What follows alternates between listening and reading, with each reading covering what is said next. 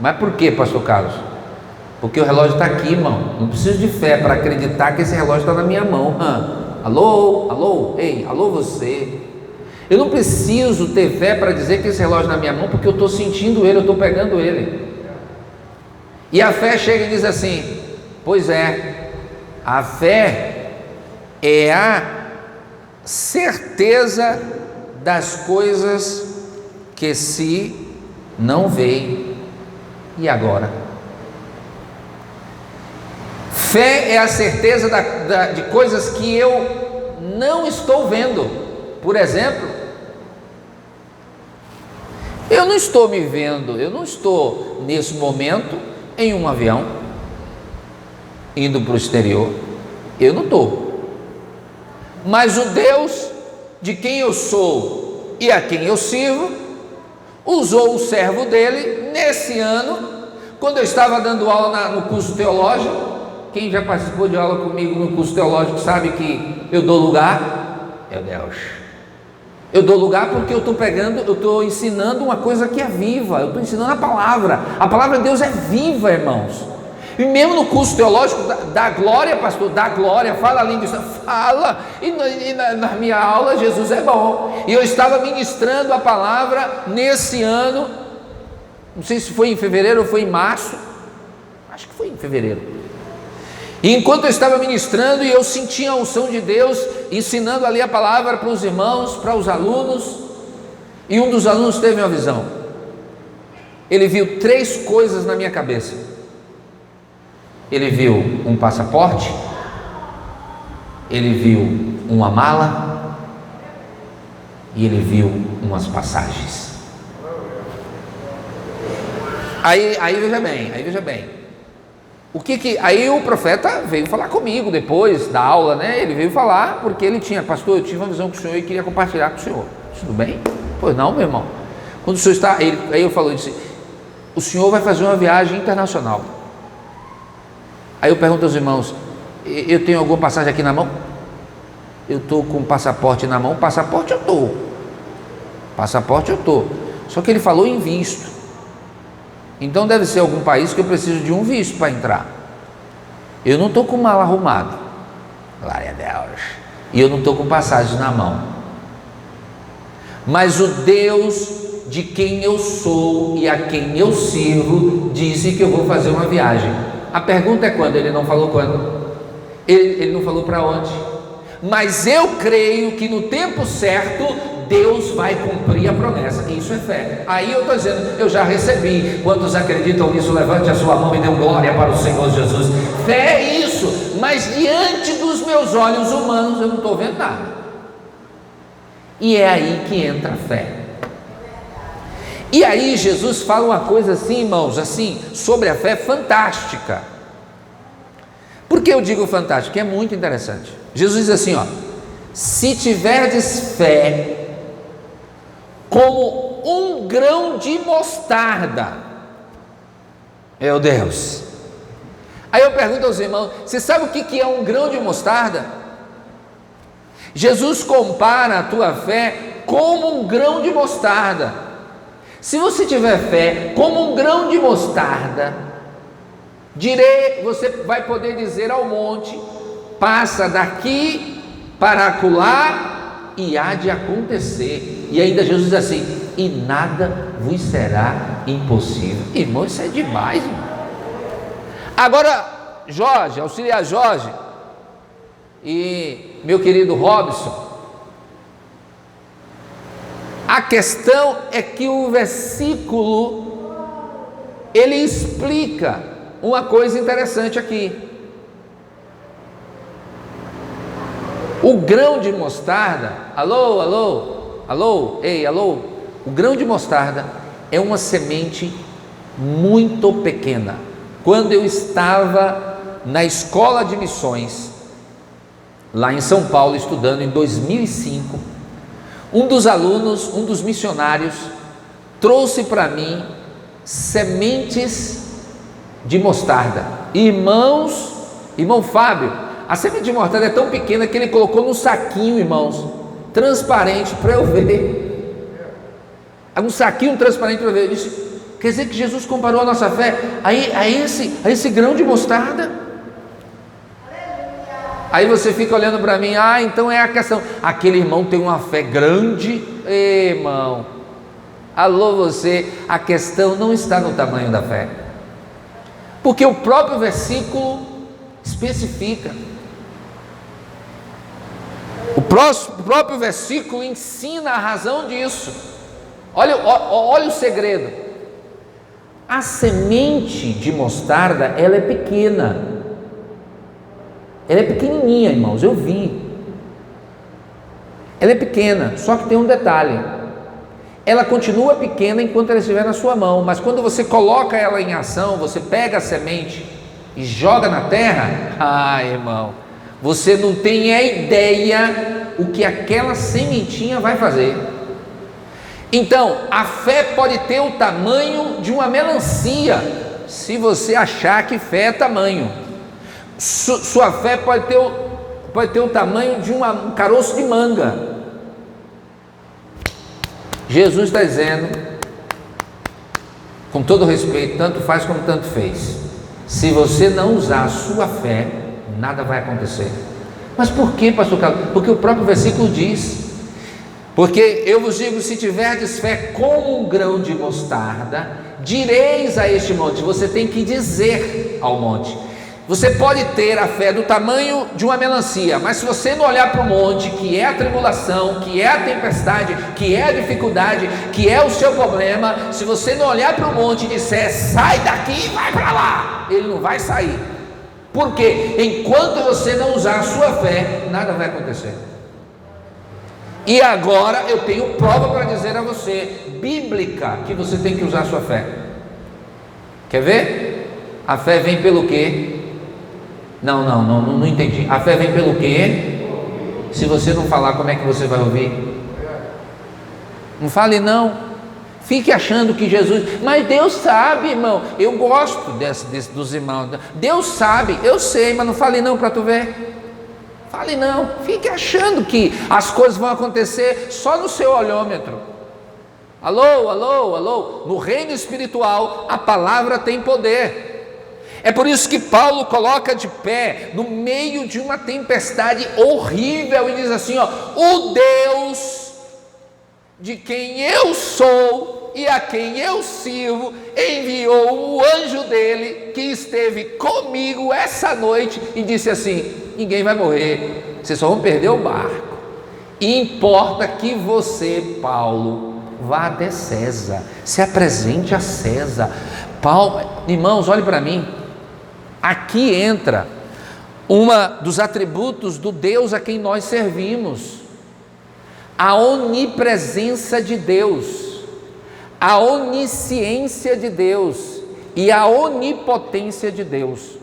Onipotente, porque Ele pode tudo, onisciente, porque Ele sabe de tudo, e onipresente, porque Ele está presente em meio à tempestade, em meio à bonança, em meio à dor, em meio à dificuldade, em meio à pandemia, em meio à enfermidade, em meio à perseguição, em meio à tribulação. Ele está presente porque Ele é onipresente. Se você acredita nisso, levante a mão e dê glória para o Senhor Jesus. Alô? Aí você me pergunta, pastor, onde é que você vê nesse texto a onipresença de Deus? Gente, é claro, simples. Deus já estava vendo Paulo diante de César e disse, olha Paulo, você não vai morrer não, viu filho?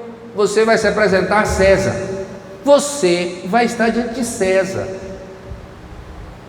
Mas olhe para mim, eu como homem, você também, nós como seres humanos, nós vamos olhar as dificuldades e vamos dizer assim, como é que nós vamos sair dessa?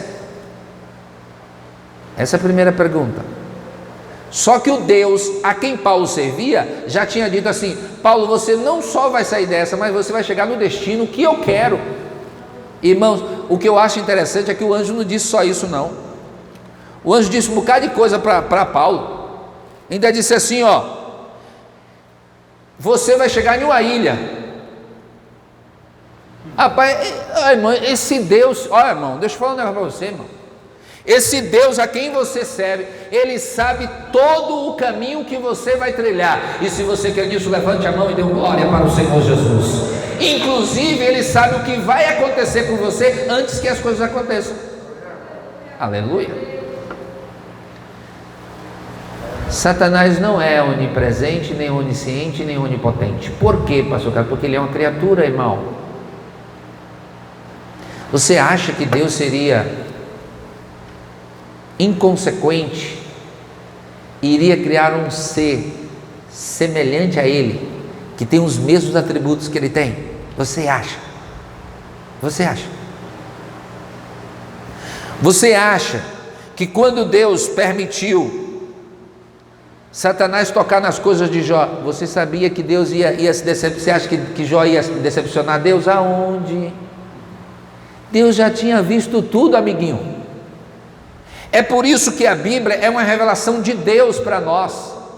E há uma palavra, aleluia. E eu me alegro interiormente, irmãos, porque isso é uma palavra de Deus para nós. Em breve Deus esmagará Satanás debaixo dos nossos pés. Está escrito. A minha você pode crer na palavra, porque a palavra de Deus ela é viva e eficaz. É o Deus a quem você serve. Esse Deus a quem você serve é um Deus que Ele sustenta a palavra dele. Ele não é homem não, irmão.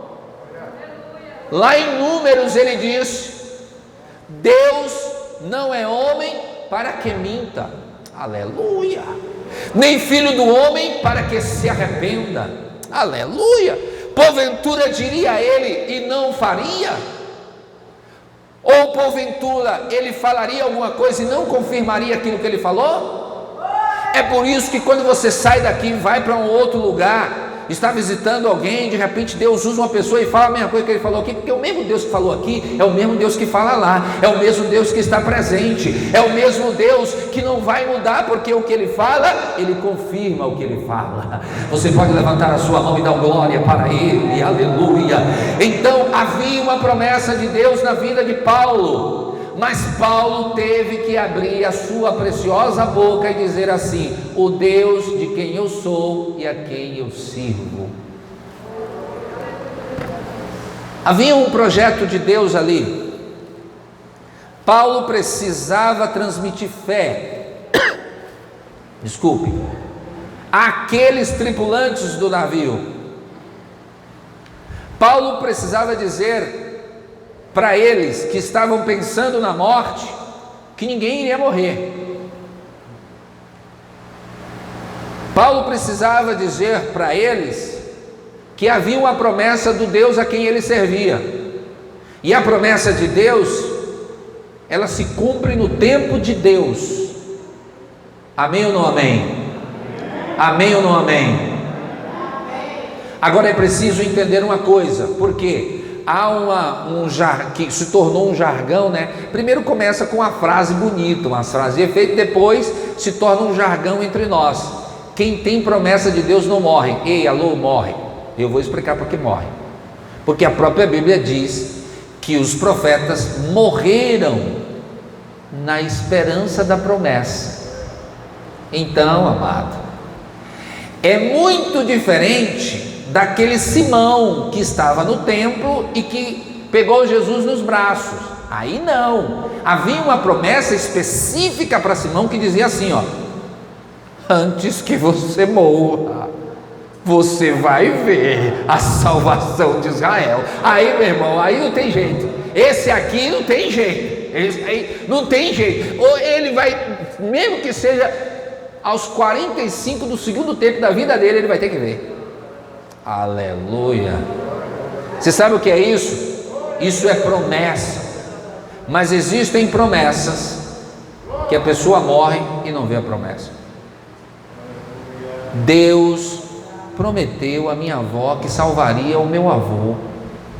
Quantas vezes estive eu orando com ela e Deus prometeu.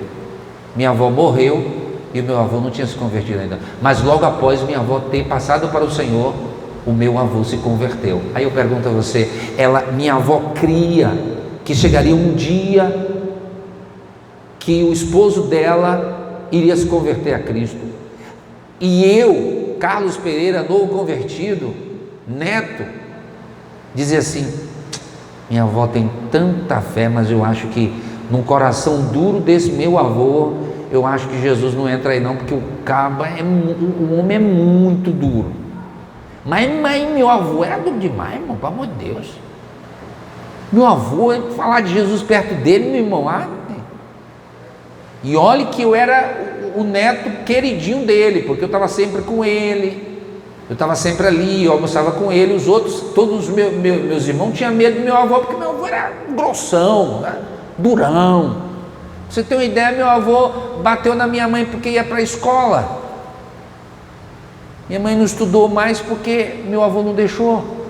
Tamanha ignorância, era daquela tipo de ignorância, sabe? Aquela coisa mesmo, sabe? Dura, sabe? Velho era.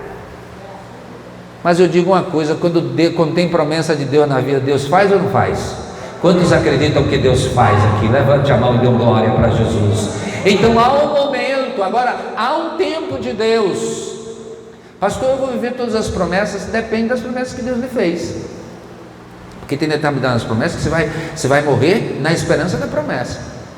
Porque os profetas do Antigo Testamento, eles não viram o que os apóstolos viram. Eles não contemplaram o que algumas pessoas tiveram privilégio. Mas que Deus nos ajude, que Deus nos abençoe, que o Senhor Deus continue nos ajudando a permanecermos firmes na convicção de quem nós somos e de quem nós pertencemos em nome, e a quem nós servimos em nome do Senhor Jesus. Que Deus abençoe a sua vida, que Deus abençoe o seu lar, no nome do Senhor Jesus.